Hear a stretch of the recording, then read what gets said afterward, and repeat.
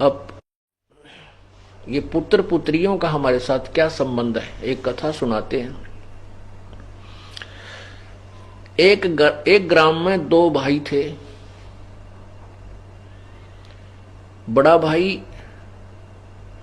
18 वर्ष का और छोटा भाई था जो 11-12 वर्ष का। बड़े का विवाह हो चुका था, छोटा अनमैरिड था। उनके जमीन बहुत थी, जायदाद बहुत थी, संपत्ति अच्छी थी, 30-40 एकड़ जमीन थी।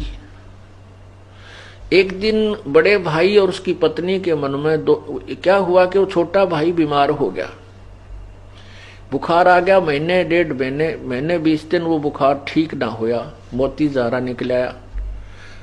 वो सूख के चारपाई पे पड़ा सा दिखे, थोड़ा सा, वैसे मरने की हालत में नहीं था, कमजोर बहुत हो गया था।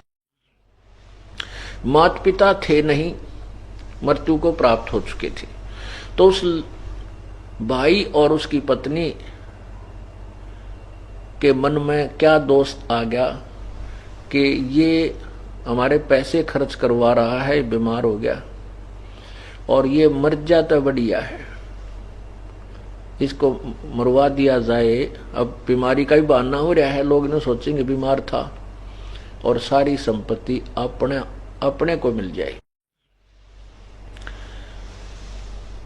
कहते हैं लालच नीच नकीब है इन फौजा माही।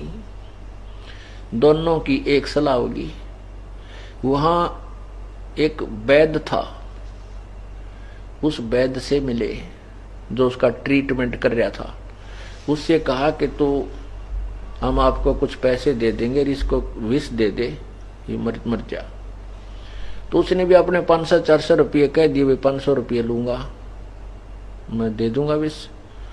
वो 500 रुपये उस वैद्य ने लेकर उसको दवाई के रूप में विष दे दिया। वो लड़का मर गया। लड़का मर गया तो कोई बात नहीं, बात खत्म हुई, कोई चर्चा चली नहीं, भी बीमार था। उठा के कुल के लोगों ने अंतिम संस्कार कर दिया। अब वो सारी संपत्ति उनके पास होगी, और 1 वर्ष के बाद उनका एक लड़का हो गया, जब तक कोई संतान नहीं थी। अब इकलौता पुत्र और कोई संतान हो ही नहीं। इकलौता पुत्र, उसको खूब खिलावें, बढ़िया आहार करें, करवावें हैं, तो गिने दिनों में वो कुछ ही समय में जवान हो गया।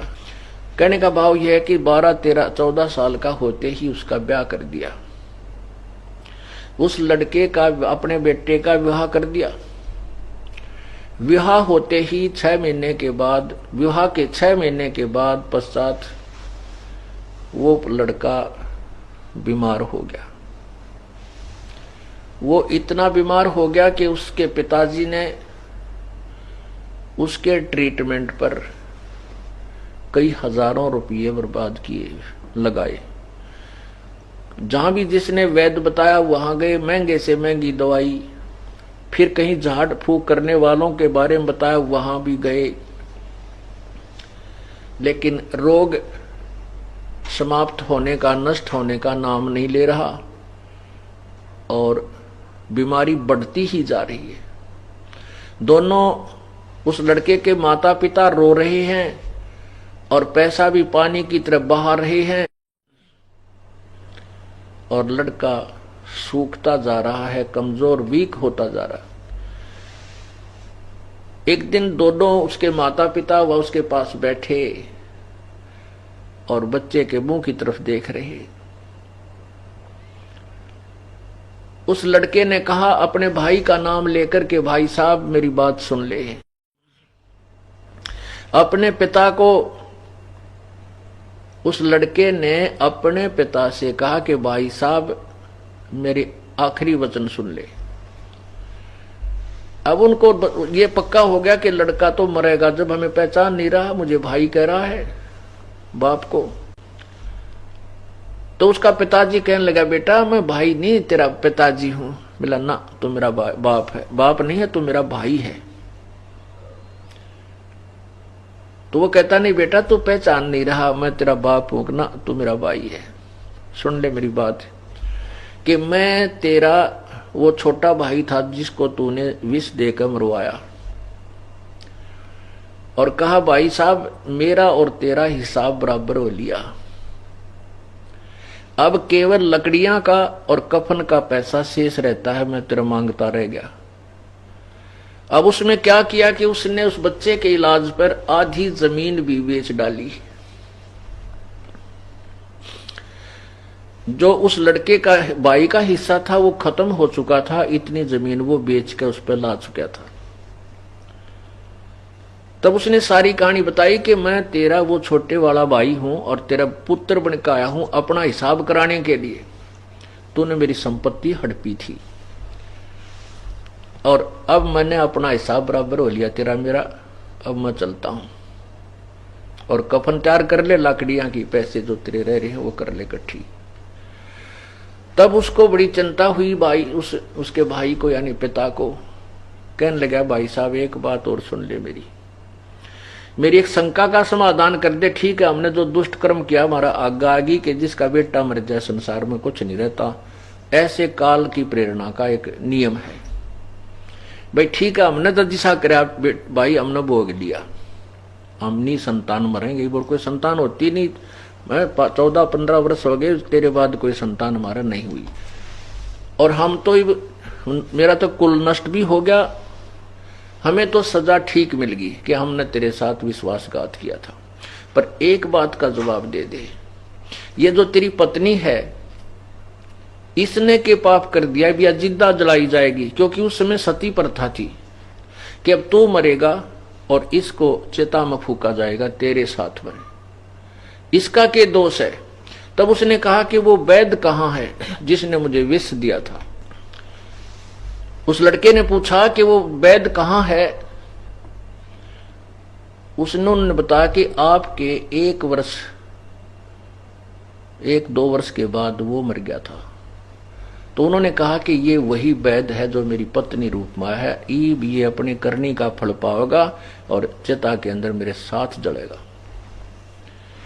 पुण्यात्माओं ये सत्य कथाएं हैं।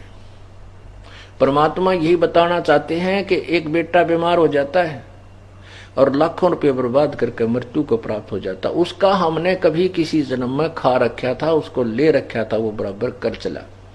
एक लेवा एक देवा दूतम, कोई किसे का पिता न पूतम, ऋण संबंध जुड़ा एक ठाठा, अंत में सब बारा बाटा। पुण्यात्मा ये घबराना नहीं कि ये पुत्र हो गए फिर तो हमारे ये लड़ यार आगे, बेटी होगी ये भी लेना आगे, कोई बात नहीं, ये तो है इसमें कोई डाउट नहीं। लेकिन अब हम परमात्मा की पावर से जुड़ गए, इनका लेन देन वो भगवान आसानी से करवाओगा। और इन बच्चों को भी राम नाम मिल गया, आपको भी मिल गया। ये परमात्मा आपके सूली को सूल में कांटे में टालने लग जाएगा, क्योंकि आप परमात्मा की पावर से कनेक्टेड हो गए। जैसे एक तो हम हाथ से सानी काटा करते, पशुओं का जो चारा था एक चक्कर वाला गंडासा होया करे, अब भी है वैसे, वह सबके तो मोटरें नहीं लगी हैं, तो फिर वो हाथ से ऐसे काटा करते हैं। और एक जना उसमें वो गहरे लाया करता चारा काटने के लिए, उसके प्रणाल से में 1-2 जने लग कर, कितने कठिन काम था। और फिर ये अब बिजली का कनेक्शन मिल गया, बटन दाब देते हैं और उठा उठा कर वो चारा उसके डाल लगाते रहते, cut cut cut cut cut 1 घंटे के अंदर ढेर लगा देता है। यानी कितना आसान हो गया वो काम। पहले चाकी पीसा करते 1 घंटे तो मंडी रहती बुढ़िया, और कितना 2 किलो नहीं पिस के देता, और अब बटन दाब देते हैं बिजली की पावर से, कोई आटा 1 घंटे में ढेर सारा पीस कर रख देती है।